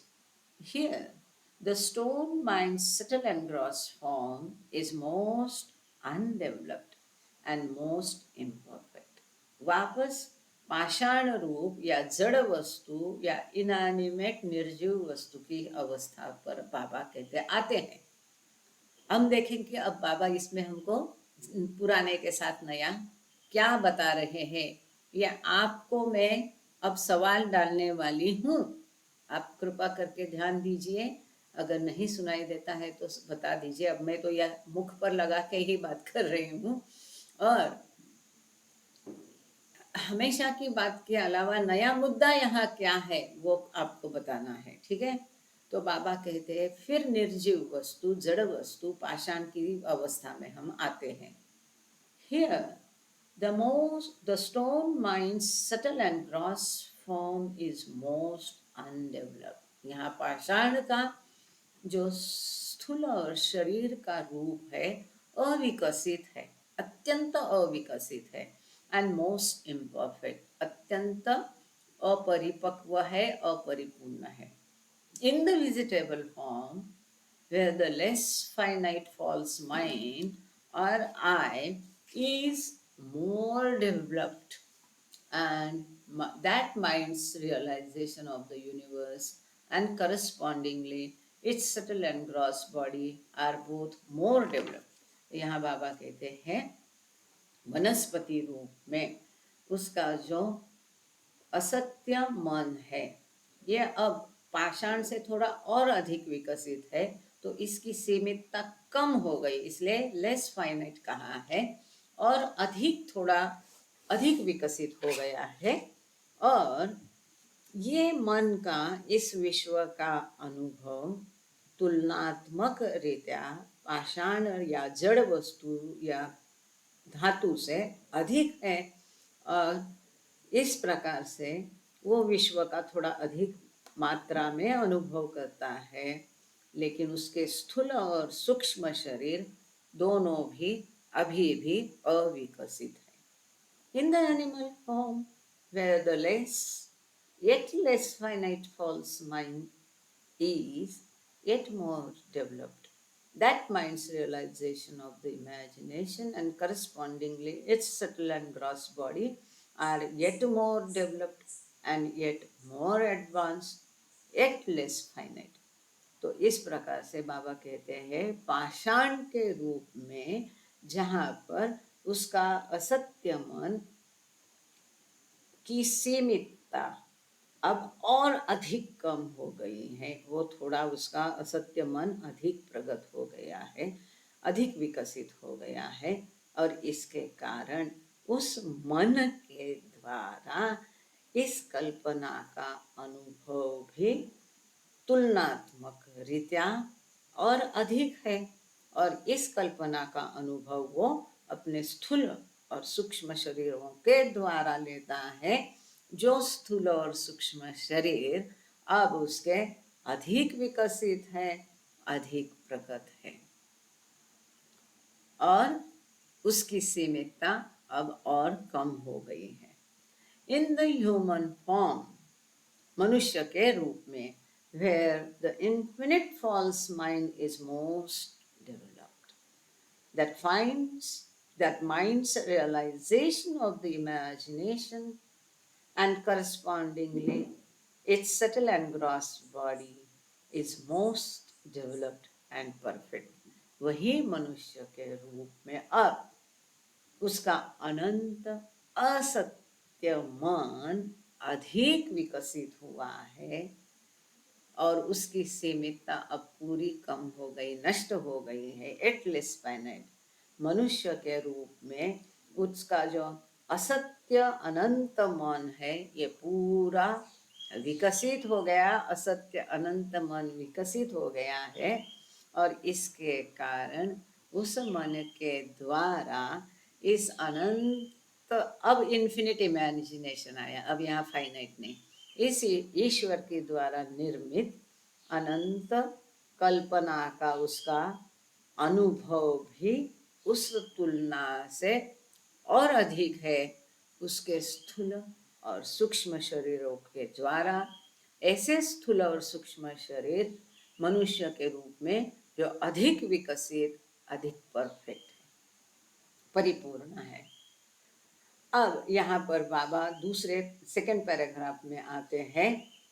Thus, in and through the most undeveloped subtle and gross form, namely the stone, infinite intelligence realizes the subtle and gross universe imagination in its most finite almost nil aspect. यहाँ पर बाबा बता रहे इस प्रकार से जो स्थूल और सूक्ष्म शरीरों के अत्यंत अविकसित रूपों में, मतलब पाषाण के रूप में अनंत बुद्धि, ये पाषाण हो या मनुष्य हो, अनुभव उसके रूप के द्वारा कौन लेता है? अनंत बुद्धि अर्थात ईश्वर। वो पाषाण में भी है, मनुष्य में भी है। तो वो अनंत बुद्धि इस स्थूल और सूक्ष्म जगत का कल्पना का अनुभव अत्यंत सीमित मात्रा में लेती है। यहाँ पहले पैराग्राफ में हमने अनंत बुद्धि कहीं भी नहीं देखा। वो रूप कैसा अनुभव करता है, उस रूप के मन का विकास कितना हो गया, उस रूप की चेतना का विकास कितना हो गया, उस रूप का स्थूल और सूक्ष्म शरीर कितना विकसित हो गया, और उसकी अनुपात में, उसके प्रपोर्शन में इस कल्पना को वो सीमित या असीमित समझता है, और उस प्रपोर्शन में इस कल्पना का वो अनुभव कैसा लेता, ये देखा। अब ये सेकेंड पैराग्राफ में बाबा हमको उस पॉइंट पर ला रहे हैं कि इन सब रूपों में वही अनंत बुद्धि है, अर्थात ईश्वर ही इन रूपों के द्वारा किस प्रकार से विश्व का अनुभव लेता है। तो बार बार बाबा बता रहे हैं आप और हम नहीं है, ईश्वर है। लेकिन इस मूल ईश्वर को जो हमारे अंदर है उसको जानना कैसा है, उसको अनुभव कैसा करना है, ये आगे देखेंगे बाबा, आगे के चैप्टर में, आगे के सीरीज में देंगे। फिलहाल बाबा हमको समझा रहे हैं thus in and through the most undeveloped subtle and gross form। तो इस प्रकार से अत्यंत अविकसित स्थूल और शरीर रूप जैसे कि पाषाण योनि के माध्यम से वही अनंत बुद्धि स्थूल और सूक्ष्म जगत का अनुभव करती है अत्यंत सीमित अवस्था में। इन एंड ये पता नहीं यहाँ क्या गड़बड़ है, ये लॉजिक सीखना पड़ेगा। हर रोज हमने देखा है, हर लेक्चर में बराबर 6:30 बजे ये कुत्ते कहाँ किसको भौंकते हैं पता नहीं। Anyway, in and through the more developed subtle and gross form of the vegetable, it realizes the infinite subtle and gross universe into bracket imagination in its less finite aspect। वही अनंत बुद्धि वनस्पति के स्थूल और सूक्ष्म शरीर के और अधिक विकसित रूपों के द्वारा अनंत स्थूल और सूक्ष्म का जगत का अर्थात कल्पना का अनुभव अब और थोड़ा अधिक रूप में अनुभव करती है, थोड़ा कम सीमित रूप में अनुभव करती है। Here and elsewhere, the development of the subtle form is in accordance with the development of the Chaitanya or thinking, and the development of the gross form corresponds exactly to the development of the subtle form. The gross form being the physical or material representation of the astral or subtle. This is new important point Baba has mentioned here। धीरज रखोगे समझ जाओगे, आना जाना चालू रहेगा समझना मुश्किल है। ज्वाइन हुए थोड़े देर सीने, फिर छोड़ दिया, थोड़ा ज्वाइन किया फिर छोड़ दिया, उससे समझना मुश्किल होगा। तो यहाँ पर बाबा कहते हैं यहाँ पर और अन्यत्र भी सूक्ष्म शरीर का रूप विकास जो है, चेतना का विकास कितना हुआ है, थिंकिंग का विचार कितना हुआ है, मन और सोच का विकास कितना हुआ है, इसके अनुपात में ही सूक्ष्म शरीर का विकास होता है। अर्थात प्राण या एनर्जी या सूक्ष्म शरीर, प्राण शरीर का विकास चेतना के विकास के ऊपर निर्भर है। जितनी चेतना विकसित उतना प्राण शरीर विकसित, जितना विकसित प्राण शरीर होगा उस हिसाब से स्थूल शरीर विकसित होगा। ये सब एक दूसरे के प्रपोर्शन में है। This is the important point. Finally, in and through the most developed and subtle gross form, the human being, the same infinite intelligence realizes the subtle and gross universe in its infinite aspect. That is, through the most perfect subtle and gross thinking, it realizes infinitely the infinite subtle and gross imagination. अब तक हमने देखा inanimate things मतलब निर्जीव वस्तु, जड़ वस्तु, उपमानवीय योनि में हर जगह बाबा ने फाइनाइट इमेजिनेशन शब्द यूज किया, सीमित कल्पना।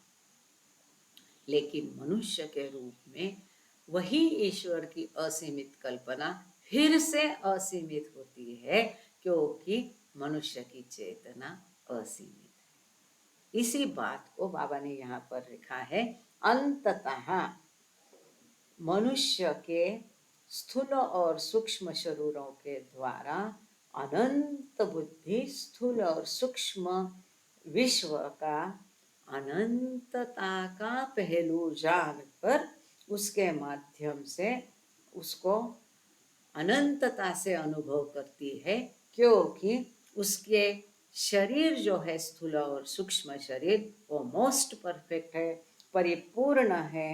अब उसका थिंकिंग जो है, चेतना भी है, परिपूर्ण है, अमर्याद है, इन्फिनिट है, और इसके कारण उसी कल्पना का वो अनंतता से अनुभव अपने पूरे विकसित परफेक्ट स्थूल और सूक्ष्म शरीरों के द्वारा वो अनंत बुद्धि मनुष्य के रूपों के द्वारा अनुभव लेती है। मनुष्य अनुभव लेता है क्या? नहीं। अनुभव कौन लेता है? अनंत बुद्धि अर्थात ईश्वर। The subtle and gross form of the human being is the most developed, and so only through this form can the infinite intelligence think the subtle and gross infinite imagination fully, perfectly, infinitely. उसी बात को बाबा ने दोहराया है। मनुष्य के रूप में स्थूल और सूक्ष्म शरीर परिपूर्ण है, पूरे विकसित है, इसीलिए मनुष्य के रूप में वही अनंत बुद्धि अर्थात ईश्वर उसकी कल्पना का अनंतता से अनुभव करती है, जो कि पूरा अनुभव लेती है, परफेक्टली लेती है, अनंतता से लेती है। इसी बात को बाबा फिर दूसरे शब्दों में दोहरा रहे हैं। इन अदर वर्ड्स, संक्षेप में, दूसरे शब्दों में, only through this most developed subtle and gross form the human being can Paramatma realize the subtle and gross universe perfectly.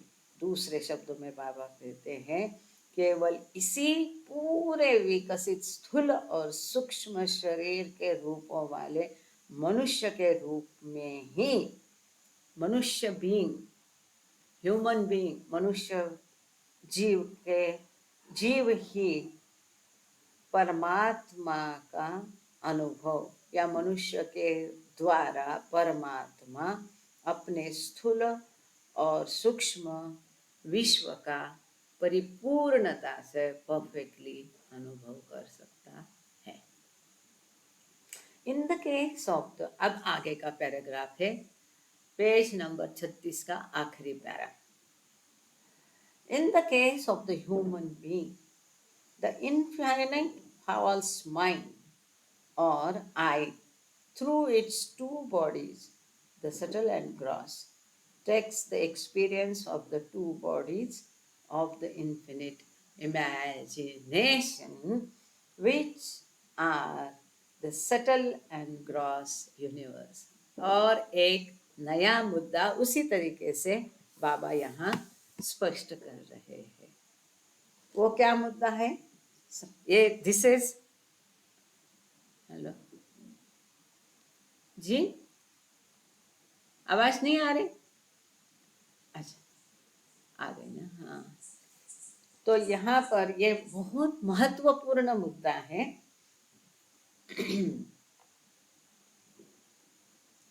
स्थूल और नहीं आ रही है, अब आ रही क्या? आवाज आ रही, क्योंकि मुद्दा महत्वपूर्ण है। थैंक यू, ठीक है। अब यहाँ बाबा क्या कह रहे हैं पता है? एक महत्वपूर्ण मुद्दा है। ये स्थूल और सूक्ष्म जगत क्या है? क्या है आप बताइए? What is the subtle and gross universe? ये स्थूल और सूक्ष्म जगत उस विश्व की, उस ईश्वर की कल्पना की शरीर है, इसलिए वो हमको दिखते हैं। कल्पना दिखती नहीं है, लेकिन फिर भी अभी तक ये किसी ने सवाल नहीं पूछा। ये भी कोई आपसे वितंडवाद करे कि सृष्टि दिखती है, फिर भी आप बोलते भासमय है, हमको कैसे दिखती है?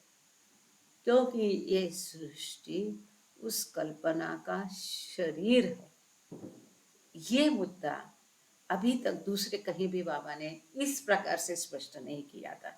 इसलिए मैं कहती हूँ ना, बड़ा है, कभी रिपीटेशन लगता है, फिर भी धीरज रखिए, बने रहिए, सुनते जाइए। ये बात को यहाँ बाबा स्पष्ट कर रहे हैं। मनुष्य के जीव के द्वारा अनंत असत्य मन उसकी दो शरीरों द्वारा, क्योंकि तीसरा शरीर बाबा ने यहाँ क्यों नहीं कहा है? क्योंकि मन के द्वारा बाबा ने पहले ही कहा है, मतलब मनो शरीर पहले ही आ गया है ना। इसलिए अगर हम बहस करते हैं कि बाबा ने यहाँ 3 शरीर नहीं कहा, 2 ही कहा, तो ये हमारा समझ गलत है। अलग शब्दों में बाबा ने कहा है, इस बात को आप मानते हो? बाबा ने क्या कहा? In the case of the human being the infinite false mind, मतलब मनोदेह आ गया। इस मनो अनंत असत्य मन के द्वारा, थ्रू इट्स टू बॉडीज, उसके दो शरीरों के द्वारा, मतलब मन पहले आ गया, 2 शरीर बाद में आ गए, 3 हो गए कि नहीं? टोटल 3 हो गए कि नहीं? हेलो अरे एक मेहर प्रसाद तो 4 बार रटता है, तो उसको समझ में तो आ ही जाएगा। थैंक यू जी। जी विवाह, एक इतना एक सुंदर मुद्दा को स्पष्ट करके फिर हम आगे जाएंगे, किसका सवाल है तो लेंगे। इसलिए through the being the human being, the infinite false mind takes the experience. कौन अनुभव लेता है? मन अनुभव लेता है। किसके द्वारा अनुभव लेता है? अपने 2 शरीरों के द्वारा अनुभव लेता है। 2 शरीर कौन से हैं? स्थूल और सूक्ष्म शरीर है। किसका अनुभव लेता है? अनंत कल्पना का। अब अनंत कल्पना का अनुभव कैसा लेगा? Which are the subtle and gross universe.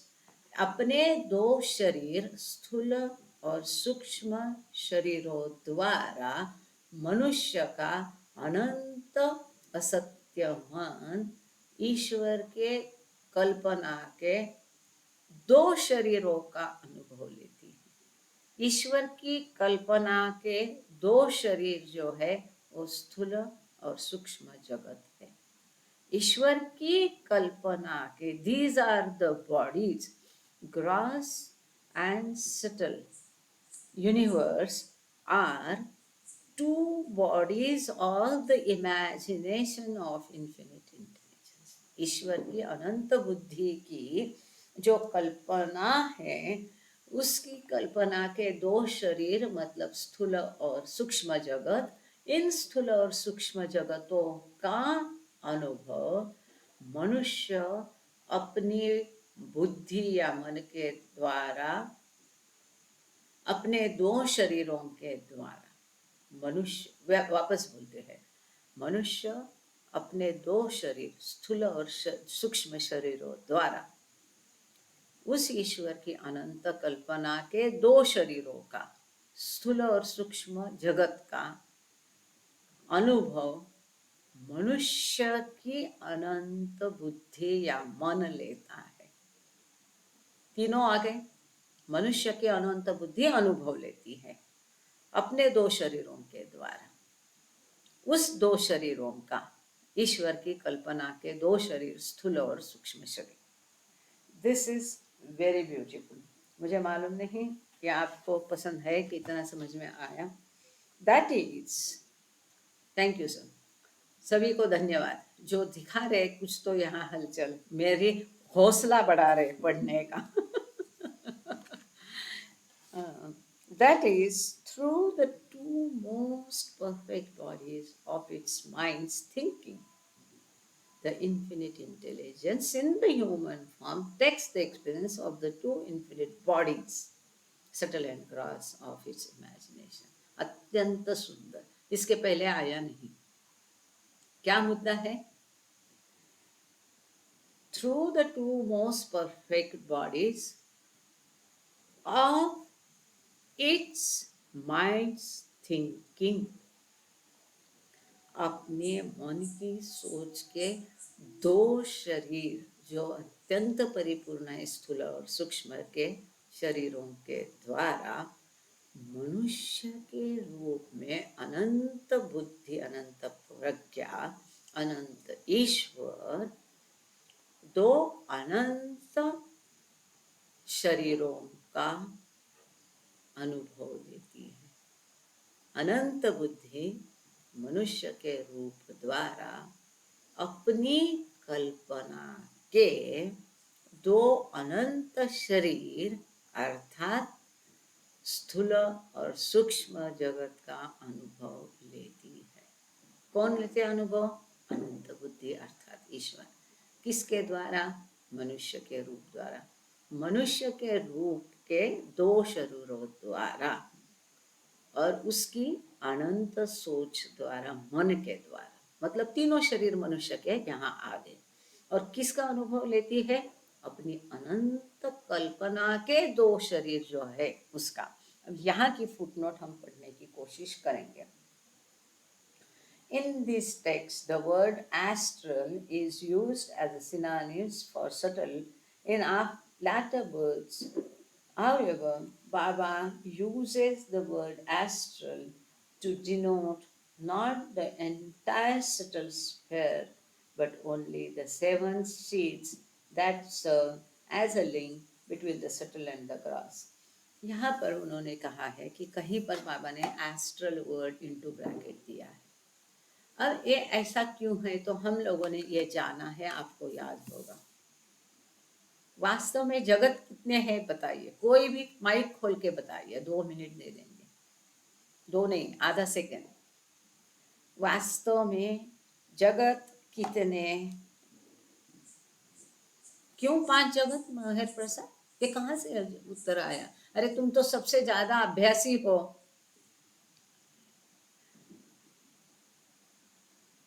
अच्छा छोड़ो छोड़ो, गलत, जाने छोड़ दो, गलत गलत। क्योंकि दूसरों के मन में ये गलत जवाब नहीं बैठना चाहिए। 21 जगत हमने देखे थे, भूल गए? मेरे ख्याल से गॉड स्पीक्स में भी है ये। मुख्य जो जगत है स्थूल सूक्ष्म मनो, इस सब लोग ध्यान से कृपा करके सुनना, हाँ प्लीज। कौन कौन नहीं सुन रहा है वो हाथ ऊपर करे। थोड़ा वीडियो खोल दीजिए तो मैं भी देख लूं। मनोज धुरे जी आप तो सुनते हैं, थैंक यू, जय बाबा, वेरी प्रॉम्प्ट, थैंक यू। हाँ, तो ये आपके चेहरे देख के मुझे ऐसा, अब देखो कैसे प्रसन्न चेहरे देख के मुझे भी कुछ लगता है ना। Thank you. जाग रहे, गुड गुड। तो देखो ये पहले भी हमने किया था। मुख्य जगत कौन से है? स्थूल, सूक्ष्म, मनो। ऐसा हम समझते कि तीन ही जगत है, परंतु ऐसा नहीं है। इस प्रत्येक जगत के उपजगत 7 हैं। स्थूल के 7 उपजगत है, सूक्ष्म के 7 उपजगत है, मनो के 7 उपजगत है। वो कैसे है? स्थूल प्लस सूक्ष्म, और सूक्ष्म प्लस मनो, और मनो प्लस स्थूल। This is very important. ये पते की बात ध्यान दीजिए, जान लीजिए। विभाता, ये अपना माइक कृपा करके बंद करिए। आप घर में दूसरी चीजों में ध्यान दोगे तो आपको याद भी नहीं आएगा, समझ में भी नहीं आएगा। ये स्थूल के और सूक्ष्म के 7, स्थूल प्लस सूक्ष्म 7, सूक्ष्म प्लस मनो 7, और फिर से मनो प्लस स्थूल, ऐसे 7। तो तीनों के 7 उपजगत एक दूसरे के कॉम्बिनेशन में है। दोनों के मिलके जो होते हैं वो उपजगत।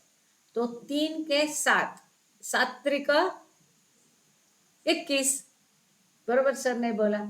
तो 21 जगत है, परंतु कहने के लिए बाबा ने उसको शॉर्ट में 3 जगत कहा है।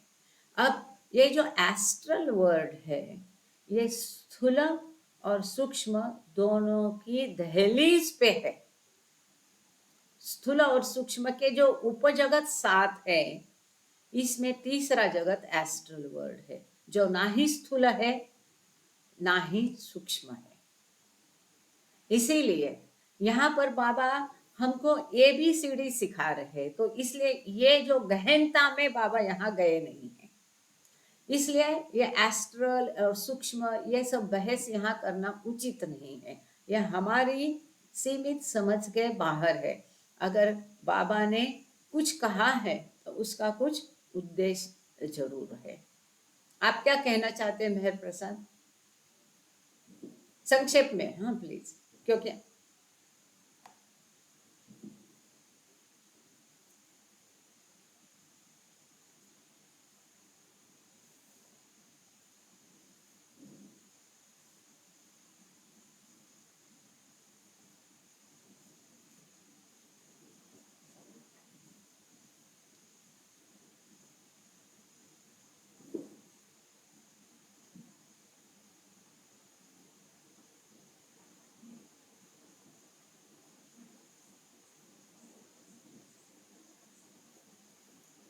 ओके, जय बाबा।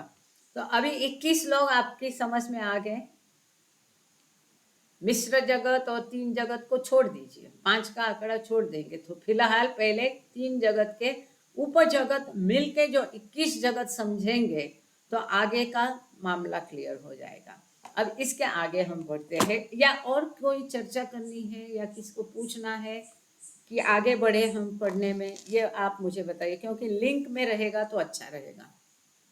आगे बढ़े? ठीक है, जय बाबा।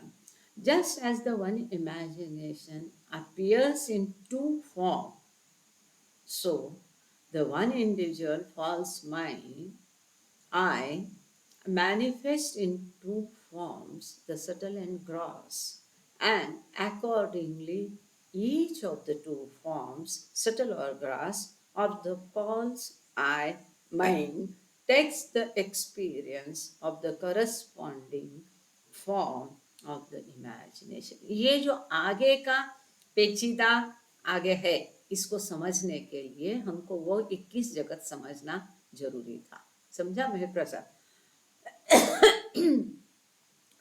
जैसे कि कल्पना 2 रूपों में प्रकट होती है। कौन से 2? अभी हमने देखा ईश्वर की कल्पना के 2 शरीर कौन से है? स्थूल और सूक्ष्म शरीर।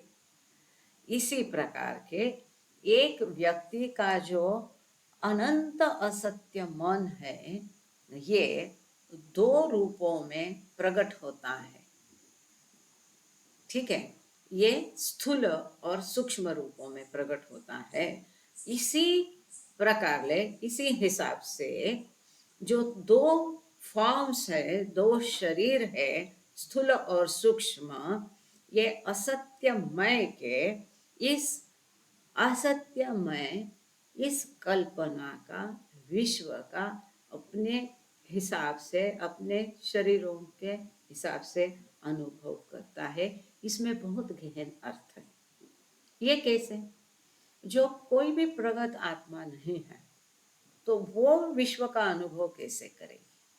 जो आध्यात्मिक पथ पर आत्मा है, जिसका सूक्ष्म और मनो शरीर थोड़ा और विकसित है, वो इसी कल्पना के दो शरीर, जो सूक्ष्म और स्थूल शरीर का अनुभव, इस विश्व का अनुभव अलग तरीके से करेगी। पांचवी भूमिका का साधक उसी विश्व का अनुभव अलग तरीके से करेगा। तीसरी और चौथी भूमिका का साधक उसी विश्व के जो दो शरीर, स्थूल और सूक्ष्म शरीर का अनुभव भिन्न तरीके से करेगा। ये क्लियर नहीं है कि नहीं? Thank you. आगे चलते हैं। नहीं है तो रिपीट करेंगे, ऐसा कुछ नहीं है, हमको दौड़ना नहीं है, धीरे जाएंगे क्योंकि महत्वपूर्ण है ये। लगने को लगता है कि अरे रिपीटेशन है, नहीं है, एक गहन बात को बाबा समझा रहे हैं। द इन्फिनिट माइंड, और कौन अनुभव करता है? हर जगह मन अनुभव करता है, शरीरों के द्वारा अनुभव करता है, लेकिन अनुभव कौन करता है? मन करता है। इसलिए हम बिल्कुल नहीं कह सकते कि बाबा ने मनो शरीर का उल्लेख नहीं किया है, भिन्न तरीके से किया है। The infinite mind when thinking falsely, as the infinite false I manifests as the infinite or most perfect subtle and gross body of the human form. अब यहाँ पर बाबा ये बात कह रहे हैं, ये जो अनंत मन है, जब ये गलत असत्य तरीके से अनंत असत्य मैं समझ के प्रकट होता है और अत्यंत परिपूर्ण मोस्ट परफेक्ट स्थूल और शरीरों के द्वारा, मनुष्य के रूप के द्वारा अनुभव करता है, the infinite mind when thinking falsely as the infinite false I manifest, ये जो अनंत मन है प्रकट होता है जब असत्य मैं करके, जब वो अनुभव करता है, तब वो स्थूल और सूक्ष्म शरीरों द्वारा वही अनंत मन प्रकट होता है। ये महत्वपूर्ण मुद्दा यहाँ पर है। कभी कभी लंबे चौड़े पढ़ने में महत्वपूर्ण मुद्दे जो है निग्लेक्ट हो जाते हैं। इसको मैं फिर पढ़ती हूँ। द इन्फिनिट माइंड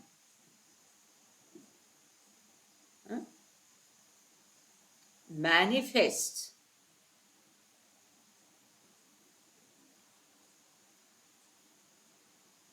as, मैं जानबूझ के इसको रिकंस्ट्रक्ट कर रही, सेंटेंस को, लंबे सेंटेंस को रिकंस्ट्रक्ट कर रही समझने के लिए, ठीक है। The infinite mind manifest as subtle and gross body of the human form. क्या बताया? यह अनंत मन मनुष्य के रूप में स्थूल और सूक्ष्म शरीरों द्वारा प्रकट होता है। भले ये पैराग्राफ कंप्लीट नहीं हो, लेकिन इस मुद्दे को मैं चाहती हूँ आप में से हर कोई मुझे बारी बारी बताए। कुंवारे सर, जय बाबा। चाहे तो मैं एक बार रिपीट कर सकती हूँ, क्योंकि मैंने ऑलरेडी सेंटेंस को रिकंस्ट्रक्ट करके उसके एडजेक्टिव निकाल दिया है। अनंत मन प्रकट होता है मनुष्य के रूप में स्थूल और सूक्ष्म शरीरों द्वारा। अनंत मन प्रकट होता है। मैनिफेस्ट होता है मतलब प्रकट होता है। जय बाबा। कौन कौन है अभी, कौन बताना चाहेगा? गांगड़े सर है क्या? अरे आज गांगड़े सर कैसे नहीं, भाऊबीज के लिए गया है? बोलिए, देशपांडे भाऊ बोलिए संक्षेप में हिंदी में। हाँ बिल्कुल, हिंदी में, हिंदी में आवाज आ रही लेकिन मराठी में आ रही, हिंदी में, हिंदी में। उसका माध्यम स्थूल और सूक्ष्म शरीर जरूर है, लेकिन इस माध्यम का उपयोग कौन कर रहा है? मन कर रहा है। इसी बात को अलग तरीके से बताया। हमारे मनुष्य के स्थूल और सूक्ष्म शरीर का उपयोग द्वारा उसी का अनंत सत्य मन अपने आप को प्रकट कर रहा है। मनुष्य के सूक्ष्म और स्थूल शरीरों द्वारा मनुष्य का मन अपना प्रगटीकरण कर रहा है, मैनिफेस्टेशन कर रहा है। मनुष्य का मन अपना कार्य स्थूल और शरीर सूक्ष्म शरीरों द्वारा कर रहा है। इतना सिंपल है इसको, परंतु अत्यंत महत्वपूर्ण है। इसका तरीका बताने का ढंग यदि हम समझेंगे, infinite mind when thinking falsely as the infinite false I manifests, double underline, as the infinite or most perfect subtle and gross body of the human form. This is so very very important. अब ये समझ में आया तो आगे जाते हैं। The purpose for which the false thinking thus manifests as subtle and gross thinking is so that, okay, oh, I'm sorry, ठीक है, हम यहाँ रुक जाते हैं। प्रार्थना के लिए देशपांडे भाऊ आज आप प्रार्थना करिए, फिर आरती का देखते हैं। Thank you Baba, thank you all of you. त्योहार होते हुए भी आप जुड़े, हैप्पी भाऊबीज। अवतार मेहर बाबा की जय।